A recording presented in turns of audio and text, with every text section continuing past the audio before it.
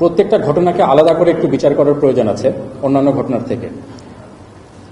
তার আগে আমি একটা জিনিস বলি, এই যে আমরা বর্তমান পরিস্থিতিতে আমাদের আইন শৃঙ্খলার বা যে ধরনের ঘটনাগুলো বললেন, আন্দোলন বা বিভিন্ন ধরনের প্রোটেস্ট আনরেস্ট হচ্ছে, এগুলো করার পেছনে তিন ধরনের করছেন কারা, তিন ধরনের ব্যক্তি বা তিন ধরনের গ্রুপ। একটা হলো যারা চিহ্নিত অপরাধী, তাদের কাজই হচ্ছে বিভিন্ন ধরনের অপরাধ করা বা এই ধরনের বিষয়ে তারা কাজ করে।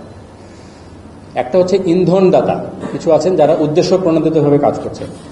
আর একটা বড় গ্রুপ আছে যারা দেশের সাধারণ জনগণ, যেমন এই যে ছাত্রদের যেটা বললেন, এর আগে আমরা বিভিন্ন সময় দেখছি যে গার্মেন্টস সেক্টরের আনরেস্ট হচ্ছে, শ্রমিকরা করছে, এরা কিন্তু সাধারণ জনগণ, ট্রাফিক আইন ভঙ্গ করছে, এখানে কিন্তু আমাদের মতো সাধারণ জনগণ। এখন আইন শৃঙ্খলা রক্ষাকারী বাহিনীর ভূমিকাটা মূলত থাকবে প্রথম যে দুইটা গ্রুপ বললাম, যারা অপরাধী, যারা উদ্দেশ্য প্রণোদিতভাবে অপরাধ করে, বা ইন্ধনদাতা। সাধারণ জনগণের বিপক্ষে যখন আমাদের দাঁড়াতে হয়, আমাদের একটু চিন্তা করে কাজ করতে হয়। বিশেষ করে আপনারা যদি ছাত্রদের কথা বলেন, এই ছাত্ররাই আন্দোলন করে দেশের এখন একটা আমাদের যে বর্তমান পরিস্থিতি এনেছে, এবং আমরা সবাই আশা করছি যে দেশটা একটা ভালোর দিকে যাবে। সেই ছাত্ররাই যখন কারো ইন্ধনে একটু সাময়িকভাবে ডিরেইল হয়ে যাচ্ছে, পরিস্থিতি না বুঝে, তখন তাদের এগেনস্টে আমরা যদি শক্তি প্রয়োগের কথা চিন্তা করি, আমাদেরকে একটু চিন্তা করে কাজটা করতে হয়। ঠিক আছে, আমরা আশা করি ছাত্ররা, শ্রমজীবী, কর্মজীবী, সাধারণ মানুষ যারা আছেন, প্রত্যেকেই তার নিজ নিজ জায়গায় থেকে আমরা দেশটাকে কোথায় দেখতে চাই এবং সেখানে আমার নিজের কি দায়িত্ব সেটা বুঝবেন। এবং প্রথমত এই ধরনের যখন সেটা সোশ্যাল মিডিয়া হোক বা অন্য কোনো যে কোনো মাধ্যমে হোক, যখন এই ধরনের কোনো ইন্ধন জাতীয় বিষয় তাদেরকে ইনস্টিগেট করার চেষ্টা হবে, তারা যাচাই করবেন যে আসলে ঘটনাটা হয়েছে কিনা। দ্বিতীয়ত, যদি ঘটনা সত্যও হয়, সব ঘটনার প্রতিবাদ এত ভায়োলেন্টলি করার কোনো প্রয়োজন নেই, অনেক শান্তিপূর্ণভাবে করা যাবে, বিকজ আমরা সবাই শান্তি চাই দেশে। তো এখানে আমাদের সাধারণ জনগণ, বিশেষ করে ছাত্র, কর্মজীবী, শ্রমজীবী এবং সকল পর্যায়ের মানুষ, আমাদের একটা সবার নিজের দায়িত্ব আছে যে আমরা যদি নিজে থেকে দায়িত্বশীল ভূমিকা পালন করি, তাহলে এই অনেকগুলো এই ধরনের ঘটনা আমরা অ্যাভয়েড করতে পারি।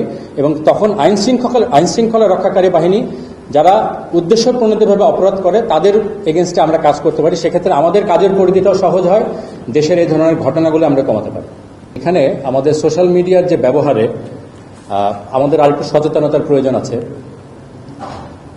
এই যে ইন্ধনদাতারা থাকেন কম, বাট সমস্যা যেটা হয়, ইন্ধনদাতারা একটা মেসেজ পোস্ট করার পরে এইটাকে কপি করে অন্যরা যখন পোস্ট করেন, এখানে কিন্তু সবাই ইন্ধনদাতা থাকেন না। এখানে আমাদের মতো অনেকে আছেন যারা না বুঝে এটাকে ছড়িয়ে দেন, ছড়ার ফলে এই ধরনের আনরেস্টগুলো হয়। তো আমরা চিহ্নিত করার অবশ্যই চেষ্টা আছে যে কারা আসলে মূলত উদ্দেশ্য প্রণোদিতভাবে এই কাজগুলো করছে, এবং সেটার এগেনস্টে ব্যবস্থা অবশ্যই নেওয়া হচ্ছে।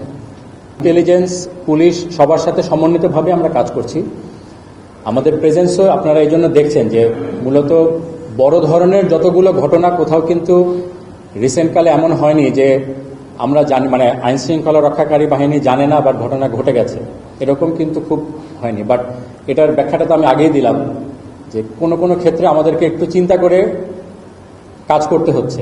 সেক্ষেত্রে হয়তো অনেকের মনে হতে পারে যে আইন শৃঙ্খলা রক্ষাকারী বাহিনী যথাযথ পদক্ষেপ নেয়নি, কিন্তু আমরা তো শুধু সামনেরটা দেখি। এই যে যত ধরনের এরকম ইন্টেলিজেন্স পাওয়া যায়, এগুলোর পরবর্তী কিন্তু যারা এই ধরনের কার্যক্রম করার সম্ভাবনা যাদের থাকে, তাদের সাথে অনেক আগে থেকে এনগেজমেন্টে যাওয়া হয়, এবং এভাবে অনেকগুলো ঘটনাকে কিন্তু ইতিমধ্যে প্রতিরোধ করা সম্ভব হয়েছে।